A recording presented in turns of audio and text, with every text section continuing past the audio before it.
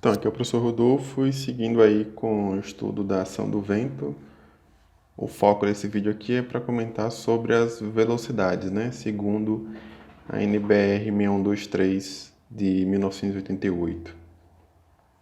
Então, voltando aqui a alguns conceitos, né, sobre tormentas EPS, lembrando que é um fenômeno de macroescala, é um fenômeno de camada limite e por hora são os únicos considerados nas normas brasileiras. A velocidade de vento, nesse caso aqui do ciclone tropical, ela tem três componentes, né? Uma componente na direção, vamos dizer, direção principal U, que é composta aí por uma velocidade média e mais uma velocidade flutuante. Uma componente na direção também horizontal, só que perpendicular a essa direção principal, que seria a direção V, e uma componente na vertical, que seria aqui a direção W. De modo geral, essas parcelas na direção V e direção W, elas são bem menores se relacionadas à direção principal, daí geralmente elas são desprezadas no cálculo e a gente considera o vento atuando em uma única direção, que seria nesse caso aqui direção U. Então aqui eu tenho um exemplo de um registro de velocidades, né? Não está nas unidades do sistema internacional, mas em todo caso vale o esquema aqui do gráfico. Então essa figura de baixo aqui mostra a direção do vento, verificada, né? E a gente vê que a direção permanece praticamente constante aqui ao longo de tempo, desse tempo todo, no caso aqui um intervalo de 24 horas. Do mesmo jeito, a gente percebe nesse gráfico de cima, que mostra aqui a velocidade, a gente tem uma componente aqui, né? Que seria, no caso, a velocidade média. Aí a gente vê que essa velocidade média varia bem pouco aqui ao longo do tempo, e em torno dessa média é que a gente tem, então, essa velocidade flutuante, né? No caso aqui a componente média e a componente flutuante.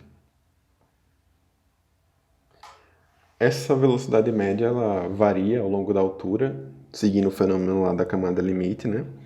E ela pode ser representada através de uma lei potencial, que seria essa equação que está sendo mostrada aqui, ou através de uma lei logarítmica.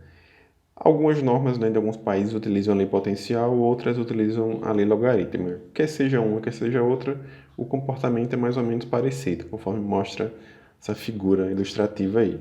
No nosso caso aqui, como a gente está seguindo a norma brasileira utiliza a lei potencial. Sobre a velocidade flutuante, vamos aqui a alguns conceitos básicos, né? Variação do desvio padrão representa uma medida de dispersão em torno da média. Apesar de ser um fenômeno natural, algumas das ferramentas que a gente utiliza na formulação matemática, né, e física aí da ação do vento, elas obedecem em algumas variações probabilísticas. Daí muitas das coisas aqui a gente apresenta lá, a gente aproveita, melhor dizendo, dos conceitos de estatística. Um deles, né, é a variância, ou desvio padrão. E aí nós temos também aqui a intensidade de turbulência, representa aí a relação, né, entre esse desvio padrão e a velocidade média. Aqui eu estou tomando só em relação à direção principal, porque é o que a gente combinou que tomaria dos nossos cálculos, né? Outros conceitos importantes também aqui é o espectro de potência e a correlação espacial. Não necessariamente eu preciso saber a fundo esses assuntos, mas ajuda a gente a entender algumas coisas que vão vir depois. Então, sobre os espectros de potência, aqui eu tenho alguns modelos, né? O modelo de Harris, Davenport, SDU, né? E o Kaimal. E eles representam aqui a quantidade de energia em uma determinada faixa de frequência. Aqui vale lembrar um pouquinho lá os conceitos de física, né? Eu posso ter, por exemplo, vamos tomar aqui uma determinada variável que varia aí ao longo do tempo. Inclusive, eu vou dizer que é a velocidade, para já correlacionar com esse meu problema aqui. Então, aqui eu tenho variação de velocidade ao longo do tempo. Poderia ter, né, a velocidade variando, alguma coisa parecida com isso. E aí, se eu for representar isso daqui em termos, ao invés de ser no domínio do tempo, né, no domínio da frequência, também essa minha velocidade, aí vale lembrar, né, lá de física, que nessa minha variação aqui, mais ou menos, né, senoidal que foi colocada, o tempo que eu tenho entre esses dois picos aqui é o que a gente chama de período, né? Então, a cada intervalo aí de um ponto sair de uma determinada posição, fechar o ciclo e voltar para a mesma posição, que a gente denomina de período. E aí a gente tem também, né, que essa frequência, a gente pode dizer que é o inverso do período, também conceito fundamental lá da física. Então, no caso aqui desse meu problema que eu desenhei, basicamente eu só tenho uma frequência, né? Já que o meu período aqui se mantém constante, então eu só teria uma frequência. Daí, se eu for representar essa minha velocidade que eu desenhei no domínio do tempo, no domínio da frequência, já que eu só tenho uma frequência única, vou dizer aqui que é uma frequência F1, e teria uma amplitude, vamos dizer essa que eu coloquei aqui, né? Então, esse aqui seria o meu gráfico dessa minha variação de velocidade no domínio da frequência. Se eu tiver, né, um outro histórico aí de velocidade, por exemplo, que ele tem uma variação um pouco diferente daquele, né? Alguma coisa parecida com isso. Eu tenho aqui agora um período diferente do anterior. Inclusive, vou chamar esse daqui de período 1, esse aqui vai ser o meu período 2. Nesse meu caso aqui, como o período ele é um pouco menor, né, em relação ao anterior, e a frequência é o inverso do período, nesse caso aqui, se o período é menor, eu teria então uma frequência maior, se eu relacionar ali com a frequência 1, né? Então aqui eu teria, no caso, a frequência 2, velocidade, função da frequência. Como, né, a minha variação de velocidade do vento é alguma coisa mais parecido com isso, e não com esse gráfico primeiro que eu desenhei e nesse segundo, na verdade é que eu tenho várias e várias frequências, né, que estão justapostas formando esse gráfico aí.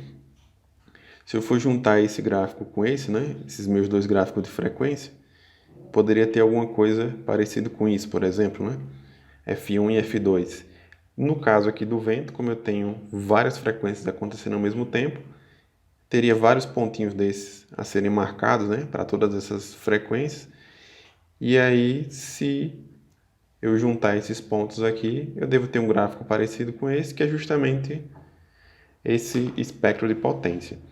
Aí a gente tem alguns conceitos importantes, né, que a gente consegue tirar desse gráfico aqui.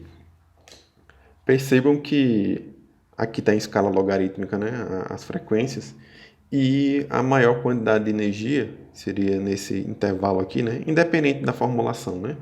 A maior quantidade de energia ela está no intervalo aqui abaixo de 1 Hz.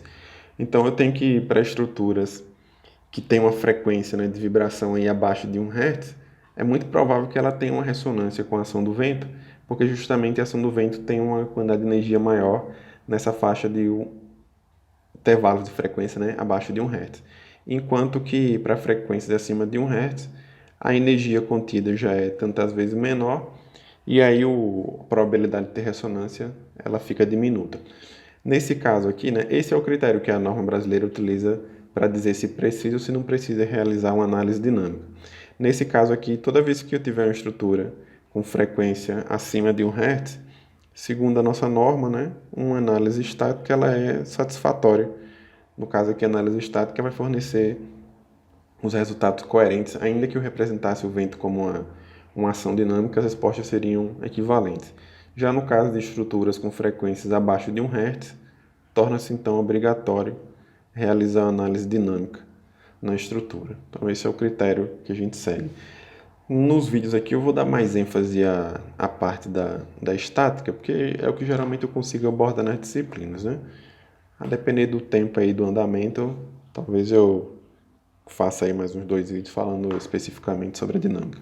Mas por hora, a grande maioria das coisas que a gente vai ver aqui é baseado na estática. E aí fica subentendido, né, desde agora, que as aplicações que eu estou fazendo, né, que eu vou fazer no caso, estão se referindo a estruturas que têm frequência acima de 1 Hz. São estruturas mais rígidas, né? E aí vale lembrar também lá de física, né, que essa frequência de vibração de um determinado sistema, no caso aqui da estrutura, pode ser definida aqui como a raiz de K sobre M, onde K é a rigidez e M é a massa. Então, estruturas mais rígidas, né, com rigidez maior, elas têm as frequências maiores, né? E eu posso dizer também, né, estruturas mais rígidas, elas ficam menos sujeitas aqui a ações dinâmicas do vento. Sobre a correlação espacial, também é um parâmetro importante para a gente, sobretudo no S2, que a gente vai ver mais para frente aí. Então aqui eu tenho um outro, né, histórico de medição de velocidades. No caso aqui, no mesmo instante de tempo, né, a velocidade foi medida em 3 alturas diferentes, 14,7 metros, 25,5 e 43,1. A gente consegue perceber algumas similaridades aí entre essas medições, né, mais ou menos elas parecem ser iguais aí, talvez num primeiro olhar, só que quando a gente olha mais de perto, né? Talvez seja conveniente, inclusive, vocês pausarem o vídeo agora. Vocês veem que, vou tomar essa regiãozinha aqui, por exemplo, né?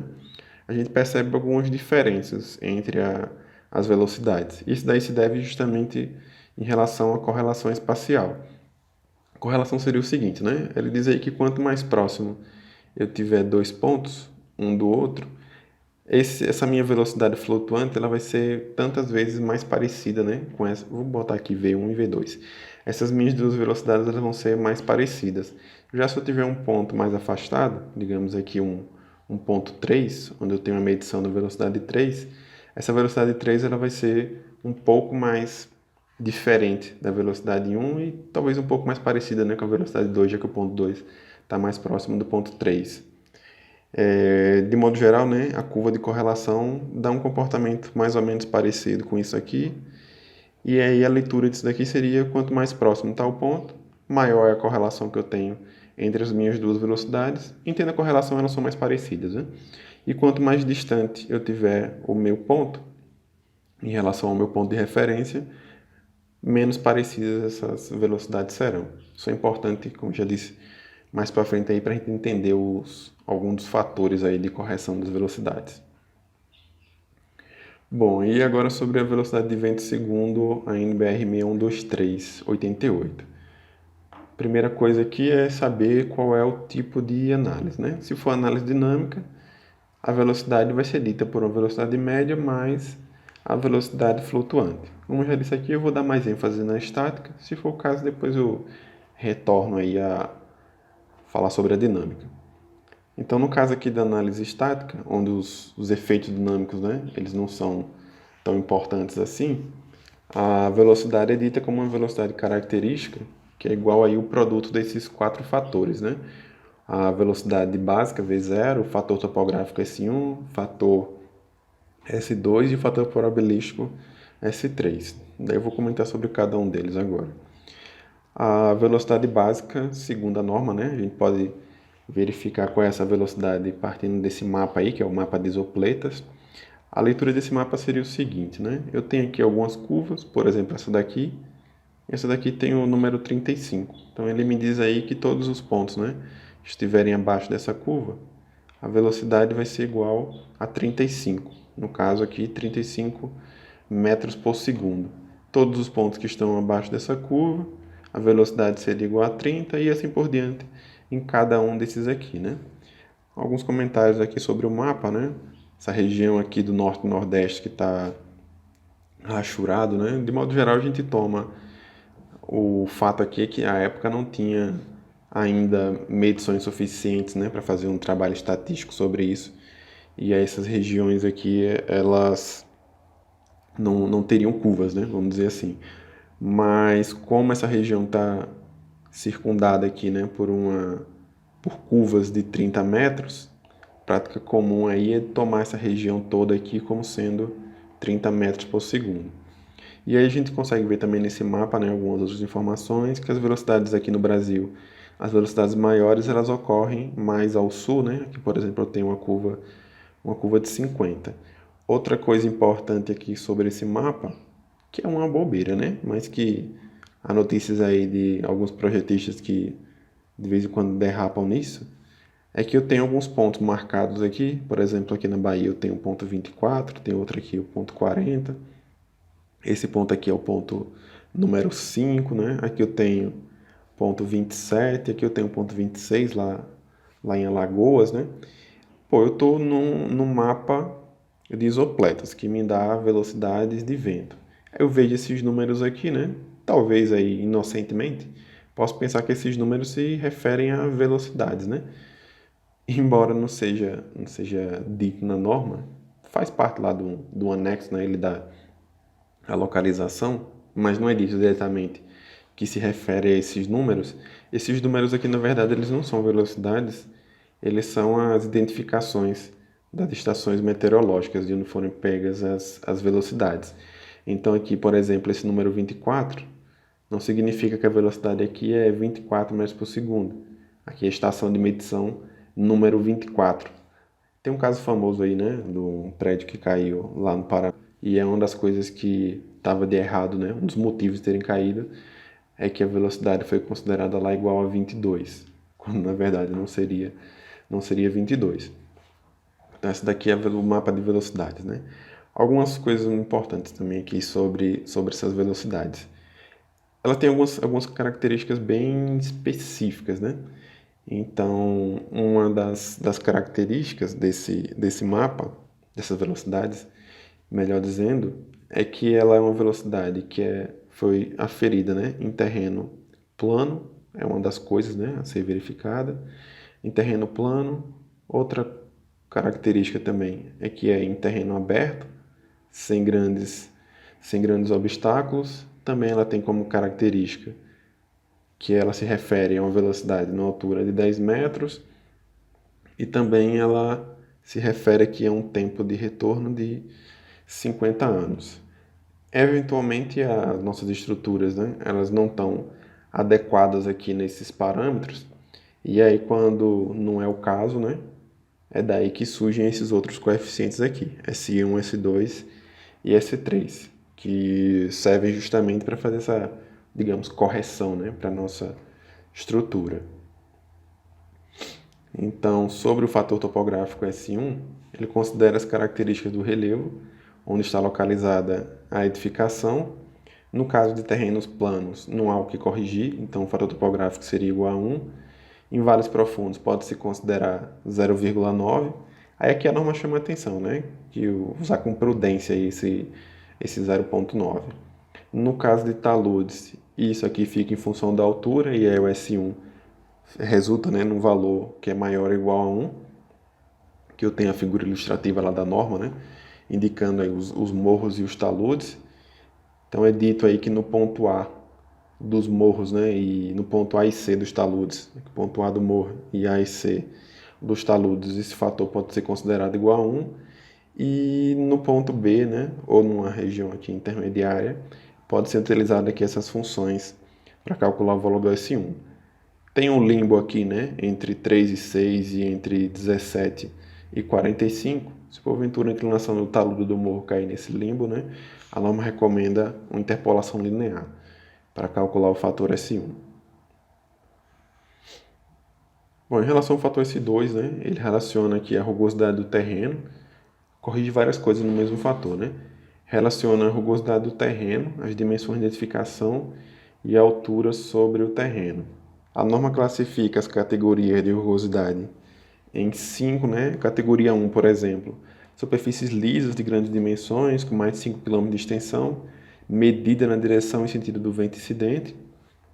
E eu tenho lá a categoria 5, terrenos cobertos com obstáculos numerosos, grandes, altos e pouco espaçados.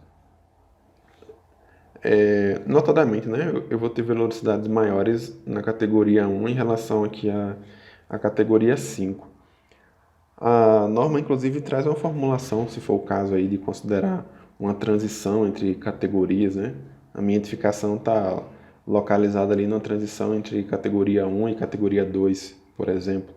E aí eu posso fazer uma combinação entre essas categorias, mas daí eu não vou dar ênfase a isso daqui não. Eu recomendo aí aos que forem seguir o que está sendo dito aqui. Se tiver em dúvida entre duas categorias vizinhas, não sei se categoria 1 ou categoria 2, a favor da segurança, eu tomaria aí a categoria 1, deve fornecer velocidades maiores. Ficar em dúvida entre a 1 e a 4 não faz sentido, porque elas são bem diferentes, mas dúvida entre a 1 e a 2, 2 e 3, 3 e 4, 4 e 5, eventualmente pode ocorrer. Então eu recomendaria tomar a categoria menor, que deve fornecer velocidades maiores e, por conta disso, fica a favor da segurança, né? Então aqui eu tenho, por exemplo, o caso aí da categoria 5, né? Terrenos cobertos com obstáculos numerosos, grandes, altos e pouco espaçados. É o caso de uma metrópole qualquer. Uma coisa importante também, a norma diz que nos projetos a gente deve considerar a possibilidade do vento soprar de qualquer direção. Obviamente que uma em cada instante de tempo, né? Eu não posso ter o vento soprando em todas as direções no mesmo instante de tempo. Mas eu posso ter, porventura, hoje, o vento soprando aqui nessa direção e amanhã, talvez, ele soprando aqui nessa direção. E aí, como a categoria, né, depende dos obstáculos, para quem é de Aracaju, né, deve ter reconhecido isso daqui a Praia da Coroa do Meio, né? Quando tem aqui o farol. Nesse caso aqui, nessa direção, eu poderia considerar esse daqui como sendo categoria 1, e aí eu verificaria essa... Vamos dizer que o nosso objeto de análise é essa torre, né? Nessa direção aqui, né, vindo do mar, eu teria como categoria 1, e nessa outra direção aqui, as edificações aqui são baixas, né? Quem conhece a região aí. E aqui eu poderia colocar isso aqui como categoria 2. Então, ao verificar essas duas direções, pode, porventura, ter categorias diferentes a serem consideradas numa mesma edificação. O fator S2 também, né, ele relaciona as dimensões da edificação. E a norma classifica em três classes, a priori, né? Classe A, comprimento menor do que 20 metros, B, entre 20 e 50, e C, maior do que 50. A justificativa aqui é simples, né? Porque veja só, se eu tiver uma edificação como essa casa pequenininha aqui, vou inventar números aqui, sei lá, 3 metros e 4 metros, né? E o meu vento varia mais ou menos parecido com esse gráfico aqui. A velocidade aqui está indo, no caso, mais ou menos entre 10 e 35, né? Mais ou menos. Então, nesse ponto aqui que deu a velocidade maior, próximo a, sei lá, 34 metros, mesmo tendo um intervalo de tempo aqui bem pequenininho, né? Um ΔT aqui bem pequenininho de duração, certamente isso daqui deve ser suficiente para conseguir pegar essa casa inteira, né? Que essas dimensões estão pequenas assim. Mas no caso aqui dessa ponte, também quem é de Aracaju deve reconhecer a ponte Aracaju Barra, se eu tenho, né, uma ponte com... Eu nem sei quais são as dimensões dessa ponte, mas, pô, é uma ponte, né? E eu tenho o meu vento variando de acordo com isso daqui, é muito pouco provável, né, que eu tenha o vento aqui de 34 metros por segundo, como eu falei agora há pouco, dessa velocidade aqui conseguir englobar essa edificação inteira, né? Vamos dizer que essa velocidade bateu aqui, né? Até conseguir chegar no outro ponto, certamente isso daqui já andou um determinado intervalo e essa velocidade que antes era 34 já não é mais 34. Então, quando eu tenho edificações maiores, estatisticamente, né, elas são sujeitas aí a velocidades menores. Daí por isso a divisão em classes. Como, né, também o comprimento maior do que 50. Tem muita coisa, né, que é maior do que 50, né? 51 é maior do que 50, 60 é maior do que 50, 100 é maior do que 50, 1 quilômetro é maior do que 50. A norma traz lá um anexo que pode ser aplicado para edificações com comprimento maior do que 80 metros. E aí, no caso, não seria mais uma divisão em classes, né? Porque adequaria ao tamanho exato aí da sua edificação. Quando não, né? Se for classe A, B e C, daqui a pouco eu falo lá sobre o caso específico. O fator S2 é dado aí por essa equação, B multiplicado por FR, que é o fator de rajada, Z sobre 10 elevado a P, que é uma função exponencial, né, como tinha dito anteriormente aí. Então, por exemplo, se eu tiver aqui uma edificação que é categoria 3, né, e está localizada em uma região de categoria 3 e classe B, esse fator B seria, esse coeficiente B, melhor dizendo, né, seria 0,94, o P 0,105 e o fator de rajada não tem indicação aqui na categoria 3, e aí eu chamo a atenção aqui também, né?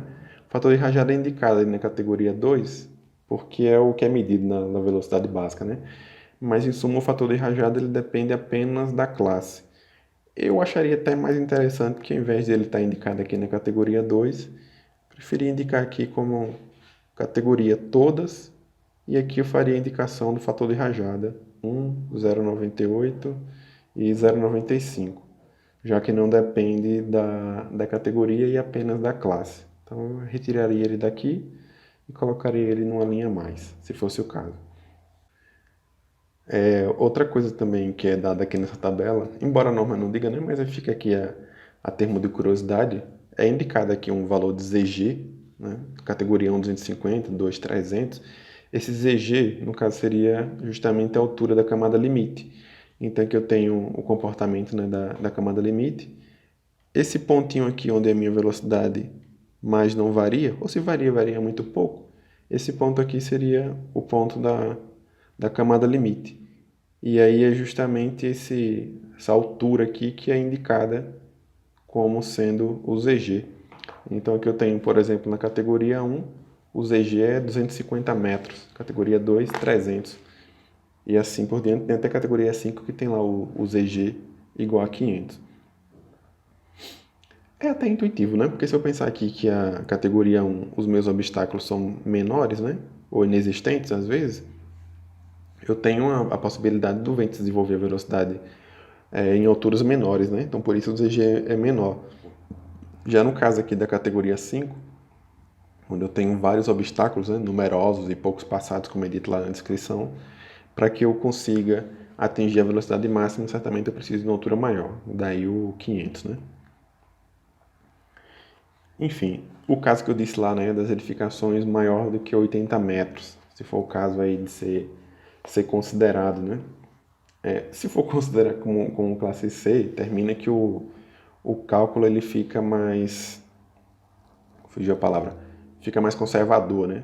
Aí se eu quiser seguir aqui o anexo A, eu devo ter umas velocidades um pouco menores, o meu projeto vai ficar econômico, mas menos conservador, digamos assim. E ela no anexo A é apresentar essa tabela, não é apresentado aqui em termos de dimensões, né? O conceito aqui é dado em termos de tempo, seria a duração da rajada para englobar aquela edificação. E aí, para determinar esse tempo, a gente utiliza essas duas equações aqui.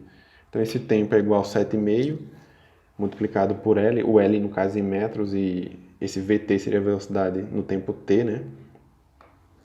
Dito aí em metros por segundo, e essa velocidade em T, lá na altura H, é dada aí pelo produto de V0 por S1 e S2. Tem aqui um exemplo de aplicação, bem rapidinho, né? Por exemplo, eu tenho uma edificação, não me deu o trabalho de colocar detalhes aqui, mas ela tem dimensões aí de 20 metros por 40 metros por 120 metros. O S2, né, a gente já sabe aqui que é B, fator de rajada, Z sobre 10 elevado a P, mas como a velocidade se refere aqui à altura H, eu substitui o Z por H, né? Então aqui esse processo é iterativo, né? Então o primeiro cálculo aqui eu teria velocidade básica. Aliás, né, vamos considerar aqui que o V0, devia ter escrito, né? Eu vou colocar aqui agora. Considerando-se aí o V0, 30 metros por segundo, e o fator topográfico igual a 1. Então com V0, 30 metros por segundo, fator topográfico igual a 1, eu teria aqui, tomando como primeira aproximação também, né? Que essa edificação poderia ser enquadrada aqui numa classe C. Inclusive, esse tempo de 3 segundos ele se refere à classe A, o de 5 classe B, e o 10 aqui se refere à classe C. Então, vamos tomar como ponto inicial aqui um primeiro chute, que a edificação é classe C. Então, aqui eu teria V0 igual a 30, o S1 igual a 1, o B, né, do S2 lá seria igual a 1,12, o fator de rajada seria 0,95, o Z, né, que no caso aqui é o H, seria igual a 40 metros, e o P, que é esse expoente aí, 0,07. Isso dá uma velocidade no topo de 35,17. Jogando lá na equação do tempo, o tempo seria 25,59. Alguma coisa aqui entre esses dois, né? Daí, recalculando agora a velocidade no topo, ficaria agora igual a 33,81, com os valores calculados interpolando ali, né? O novo B, o novo fator de rajada, o novo P.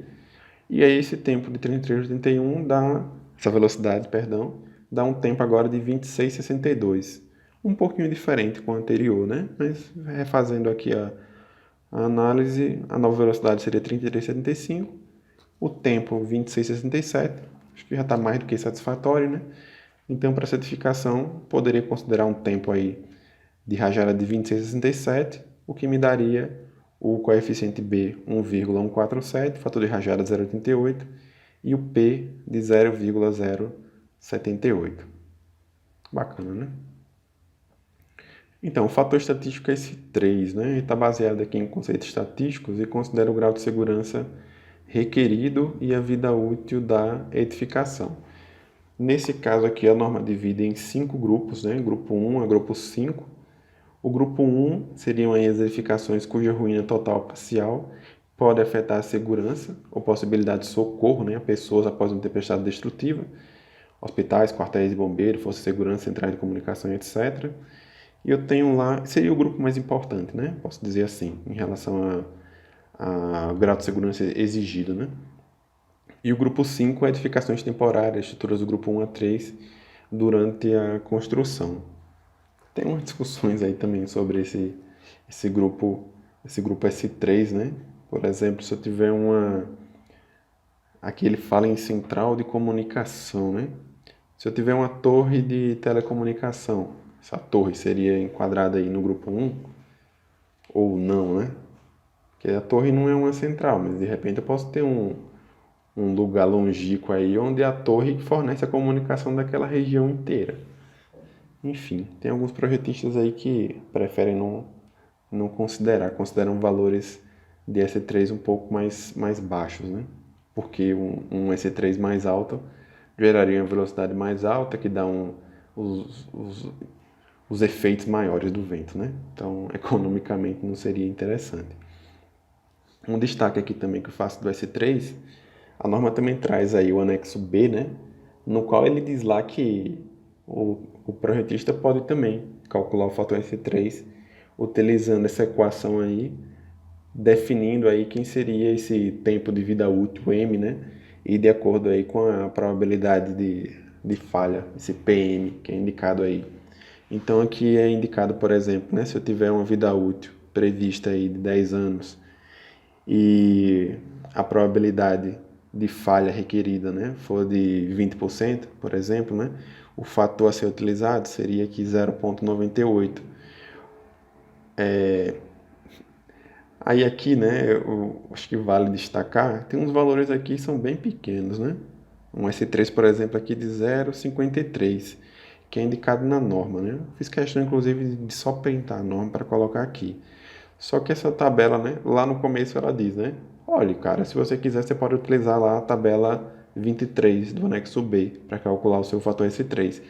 Só que aqui, em letras pequenas, né, no S3 é indicado aqui que em nenhum caso pode ser adotado no fator S3 menor do que o indicado na tabela 3.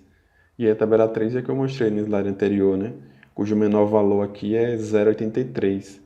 Então, eu, né, acharia melhor que já que eu não posso utilizar nenhum valor menor do que o que está indicado lá de 0,83, era melhor que, em vez de indicar aqui 0,83, 0,53, né, fosse indicado aqui 0,83. Aqui também 0,83, aqui também 0,83, 0,83, 0,83, 0,83, 0,83, aqui também, né? Aqui também, porque pode pegar um desavisado aí, né? A fazer bobeira também com isso daqui, né? Também já conheço o caso aí de um certo projetista aí que pegou um desses números aqui, não se atentou às letras miúdas que dizem que o menor valor é o indicado aqui nessa tabela, né? Talvez isso seja corrigido aí na nova versão da norma, né? Veremos. Então aqui eu tenho um exemplo agora, né? Determinar o perfil de velocidade de vento ao longo dos pavimentos para uma edificação residencial de 20 pavimentos, com pé esquerdo 3 metros, considerando essa velocidade básica 35 metros por segundo. Então fui lá no mapa e verifiquei, né? Fator topográfico igual a 1, então está presente aí numa região plana. E considerando também categoria de rugosidade 3. Também a edificação tem dimensões de planta aí de 20 por 30. Como é dito que o pé esquerdo é de 3 metros, são 20 pavimentos, né? Então entende-se aí que a altura total é de 60 metros, né? Então VK, V0, S1, S2, S3. E o S2, né? Eu posso escrever aqui como sendo B, fator de rajada, Z sobre 10 elevado a P. Como a velocidade básica foi dita que é 35, fator topográfico, que é o S1, é igual a 1, já estou substituindo aí também. Em relação à classe, ele se enquadraria aqui na classe C, porque tem dimensão maior do que 50. No caso aqui o 20 vezes 3, né, dá 60. Então seria classe C. E aí, considerando que é classe C e é categoria 3, conforme foi indicado, nós teríamos aqui o fator de rajada 0,95, o coeficiente B 0,93 e o coeficiente P 0,115. Substituindo ali na equação, né, VK 35 vezes 1 vezes 0,93 vezes 0,95 Z sobre 10 elevado a 0,115. Só fica faltando agora determinar quem é o S3. O S3 é de acordo com os grupos, né? Foi dito aqui no enunciado que era uma edificação residencial, e a edificação residencial encaixa no grupo 2, né? Edificações para hotéis e residências, edificações para comércio e indústria com alto fator de ocupação. Então, nós temos aqui o S3 igual a 1. Então, fechou aí, né? Daí a gente tem agora que o VK, substituindo os valores aí, né?